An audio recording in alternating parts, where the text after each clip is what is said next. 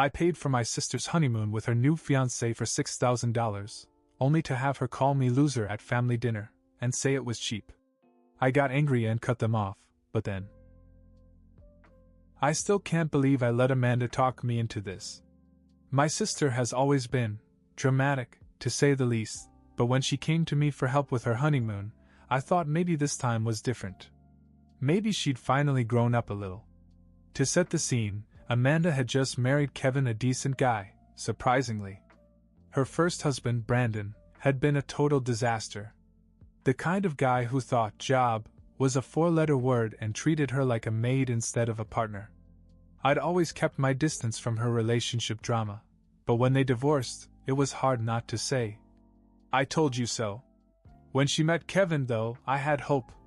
He was responsible, polite, and actually had a career in marketing. He also seemed genuinely crazy about her, which was a first. They got engaged after a whirlwind 6 months of dating, and before I knew it, she was asking me to help with the wedding. I said no, it wasn't my place, but I gave them a nice check and thought that was it. Then Amanda called me about the honeymoon. She said they'd been looking at a 9-day trip to Hawaii, flights, bungalows on the beach, nice restaurants, the works. But apparently they'd underestimated how much it would cost. She claimed she didn't want to go into debt so early in their marriage and asked if I'd be willing to help out a little. At first I was hesitant. Amanda and I have always had a rocky relationship. She's the kind of person who wants the world handed to her on a silver platter and gets upset when it doesn't happen. But Kevin seemed to be such a good influence on her, and honestly, I was just happy that she'd moved on from Brandon. I thought maybe if I helped them get their marriage off to a good start, Amanda would finally appreciate me for once. I agreed. And by help a little, she meant $6,000. I paid for everything: flights, accommodations in some ridiculously expensive beach bungalows, fancy dinners, and even a few activities like snorkeling and a helicopter ride. It was a lot, but I figured if it made them happy, it was worth it. The weird thing was, once they got there, I didn't hear a word from her. Amanda, who practically lives on Instagram, didn't post a single photo. No stories, no captions about living my best life. Nothing. It wasn't just unusual, it was bizarre. My wife, my parents, even my younger sister V noticed and thought it was weird. Kevin had always been annoyed by her constant obsession with social media, so we thought maybe he'd convinced her to unplug for a while. When they returned, I was eager to hear how it went. We'd all agreed to meet at my parents' house for dinner that Saturday: me, my wife, Amanda and Kevin, our parents, and V. When Amanda walked in, tan but with a sour look on her face, I had a sinking feeling that whatever she was about to say wasn't going to be good. The moment Amanda sat down, the mood changed. She didn't say much at first, just fiddled with her drink and let Kevin do all the talking. He seemed relaxed, even happy, as he told us about the trip. "The snorkeling was amazing," he said. "We saw sea turtles, tropical fish, it was like being in another world. And the helicopter ride over the volcanoes? Unreal." My parents and V took it all in and asked a lot of questions. Even I was starting to feel good about my decision. It sounded like they'd had a great time. Kevin showed us some pictures on his phone, the sunset view from their bungalow, a fancy dinner by the water, Amanda smiling in a flower lei. "So," he said with a grin, "it sounds like a pretty awesome honeymoon." My mom chimed in. "Your brother really went all out for you too. It's such a wonderful way to start your new life together." Everyone nodded in agreement. I glanced at Amanda, expecting her to finally crack a smile or at least say thank you. Instead, she put down her drink, stood up and said, "Are you kidding me?" The room fell silent. "A 9-day vacation? That's it. Who does that?" Amanda snapped. "You know what people post online? Month-long trips to Europe. Yacht parties in Santorini. They couldn't even book us more than a bungalow? And don't even get me started on the restaurants, half the places were basic." I blinked, stunned. At first I thought she was joking, but the look on her face said otherwise. "You're such a loser," she continued, glaring at me. "How could you be so cheap? If you couldn't afford a real honeymoon, you shouldn't have offered in the first place. My wife's fork clattered on her plate. V's jaw dropped. Even Kevin looked embarrassed. My mom and dad exchanged one of those silent "What just happened?" looks, and the whole table turned to me, waiting for my reaction. I took a deep breath and looked Amanda straight in the eye. "Wow. You're amazing," I said. And then I let her have it. "Amanda, can you hear yourself right now?" I said. "I spent $6,000 to give you and Kevin the honeymoon of your dreams. $6,000. And you stand here and call me cheap? A loser? Are you serious?" She crossed her arms and looked defiant, but I wasn't about to back down. "The fact that you even feel entitled to complain about something like that is insane. Do you know how many people would kill for a trip like this? Do you have any idea how spoiled you sound?" Amanda rolled her eyes, and that was that. Something inside me snapped. I stood up and continued. "You want to talk about being cheap? Fine. Let's talk about how you've never paid me back for anything in your life. Not the help with your car when you were in college, not the money I loaned you to cover your rent when you moved out on your own, and definitely not the money I gave you after your divorce because you said you were struggling. I've always helped you because you're my sister, but this is beyond selfish. You can forget about me ever doing anything like this for you again." Amanda's face turned red, but before she could say anything, I turned to Kevin. "And honestly, I feel sorry for you, man," I said. "You're a good guy, but if this is how she treats people who go out of their way for her, you're in for a rough ride." Kevin looked like he was going to disappear into his chair. My mother started to say something, but I put my hand up to stop her. "I'm not finished," I said, turning back to Amanda. "Let me make this very clear. If you keep acting like this, no one is going to want to help you. Not me, not mom and dad, not anyone. And no, having 11,000 Instagram followers doesn't make you some kind of star, so stop acting like the world owes you something. You're not a princess, and I'm done pretending you are." The room was dead silent. Even Amanda looked like she didn't know what to say for once. My dad coughed awkwardly and my mom tried to smooth things over, but I wasn't interested in hearing it. I grabbed my coat, looked at my wife and said, "We're leaving." As we walked out, I could hear Amanda muttering something under her breath, but I didn't care enough to turn around. I was done. Amanda's words echoed in my head as we drove home. I couldn't believe it. $6,000 and she called me cheap. My wife didn't say much during the drive, but I could tell she was as angry as I was. When we got home, she finally broke the silence. "You did the right thing," she said. "But what about Kevin? He didn't even try to defend you. He just sat there like a statue." That bothered me, too. Kevin had always seemed like the calm, collected type, but tonight he looked like he'd rather be somewhere else. At first I thought he was just embarrassed, but now I wasn't so sure. Something about his expression during Amanda's tirade had seemed off. I woke up the next morning to the sound of my phone buzzing. It was my mom. I wasn't in the mood to rehash everything, but I answered it anyway. "She came over," my mom said. "Amanda. Early this morning? Let me guess, she's still mad?" My mom sighed. "No, actually. She was crying. She said you humiliated her in front of everyone, and now Kevin barely speaks to her." That got my attention. Why would Kevin be angry with her? I was the one who left. "I don't know," my mother said. "But she kept saying how everything was ruined and how you don't understand what she's dealing with." That threw me. Amanda's life has always been an open book whether we wanted it to be or not. She overshares everything from her dinner plans to her relationship drama. But now there was something she wasn't saying, and it was eating away at me. When I got off the phone, I told my wife what my mother had said. "Do you think there's something going on between them?" she asked. "I don't know," I said. "But if there is, it's not my problem anymore." I meant it then. Amanda had crossed the line, and I had no intention of getting dragged back into her mess. But by the middle of the week, Curiosity got the better of me. I checked Kevin's Instagram, hoping to get some insight into the situation. His page was private, which wasn't unusual, but Amanda's was suddenly deactivated. That was strange. Amanda without social media was like a fish out of water. Then, out of nowhere, I got a text from Kevin. "Can we talk? Just you and me. I have some things to explain." I stared at Kevin's text, not sure how to respond. This was a guy who barely spoke unless Amanda gave him permission, and now he wanted to explain some things. To me? It didn't sit right. Curiosity won out, though, and I texted back. "Sure. When?"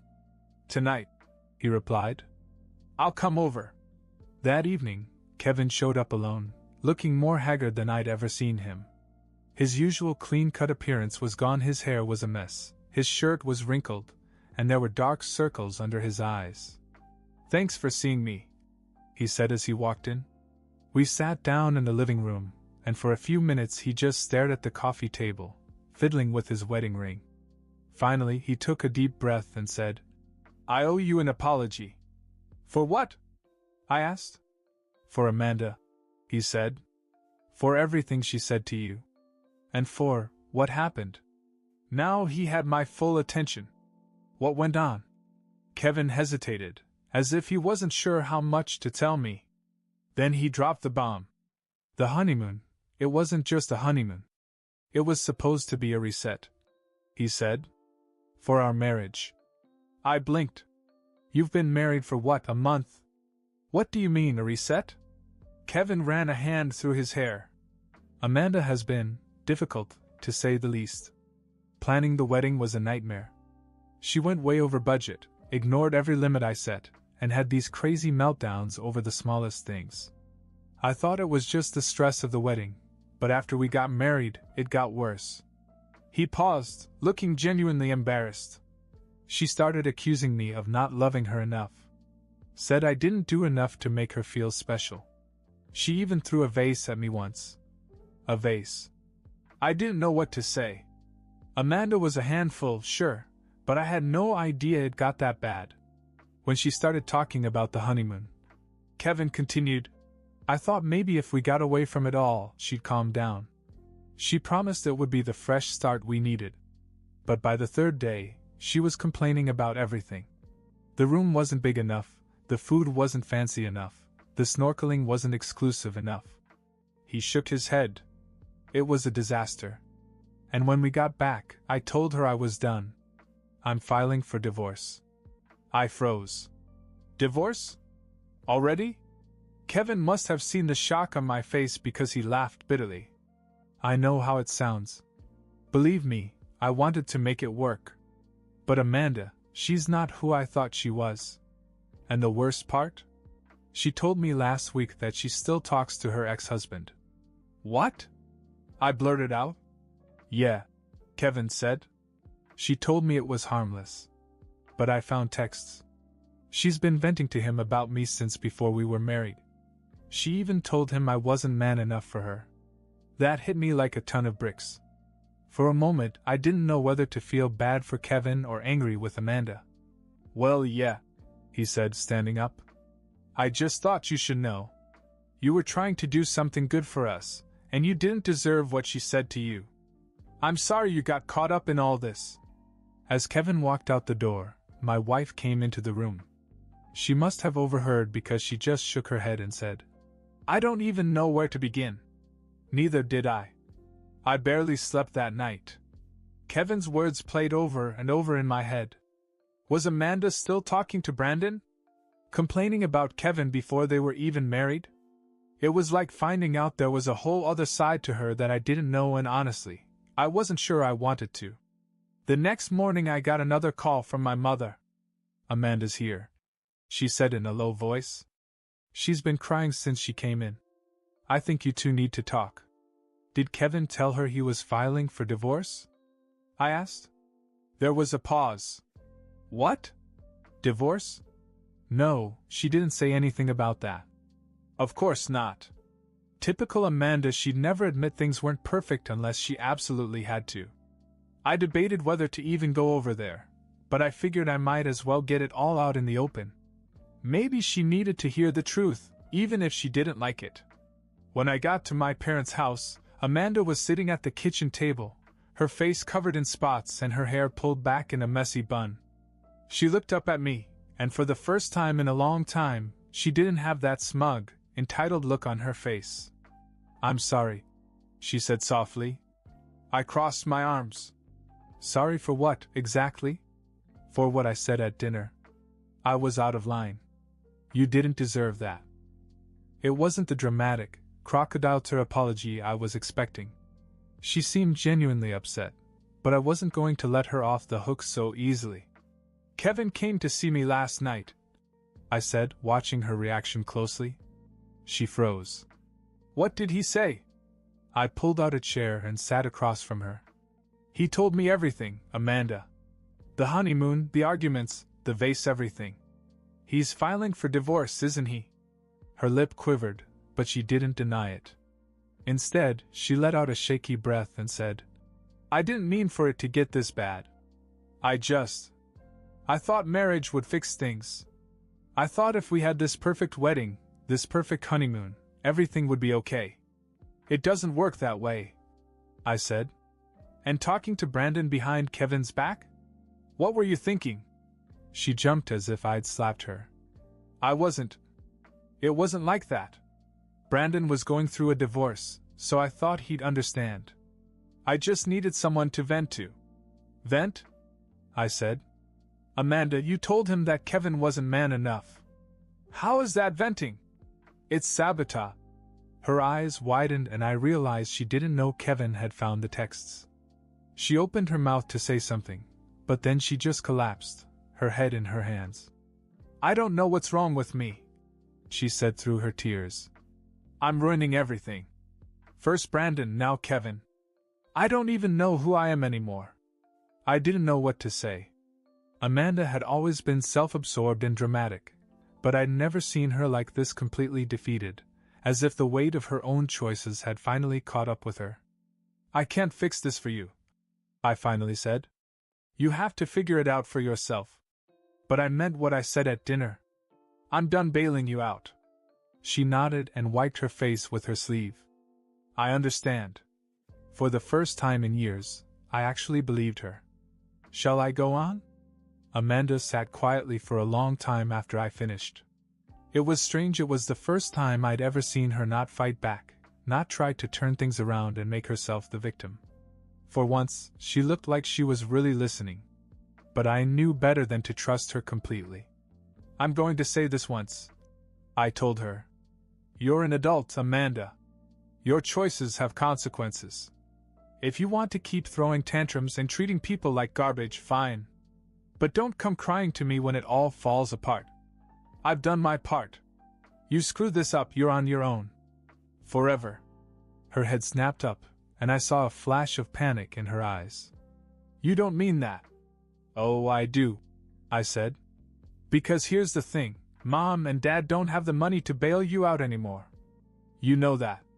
If you want someone to finance your mistakes, look at him." I pointed at myself. "And guess what? It's not happening again." Amanda opened her mouth to protest, but I cut her off. "You want to leave Kevin? Fine. That's your decision. But don't expect me to pay for your next wedding or your next honeymoon or anything else. You stay with him and try to make it work, or you figure out how to survive on your own. Either way, I'm done being your safety net." Her face fell, and for a second I thought she was going to cry again. But instead, she straightened up, brushed her hair out of her face, and said, "I'll fix this. I promise." "I hope you do," I said, standing up. "Because this is the last chance you'll get." On my way out, my mother stopped me in the hallway. "That was hard," she said in a low voice. "It had to be," I replied. "If I keep saving her, she'll never learn. And honestly, I'm tired of cleaning up her messes." When I got home, I felt a strange sense of relief. For the first time in years, I wasn't worried about Amanda or what she might drag me into next. It was like cutting off a weight I didn't even know I was carrying. As for Amanda, I didn't hear from her for a while after that. But a few weeks later I got a text from Kevin. "We're going to counseling," it said. "I'm not sure if it's going to work, but we're trying." I didn't reply. It wasn't my fight anymore.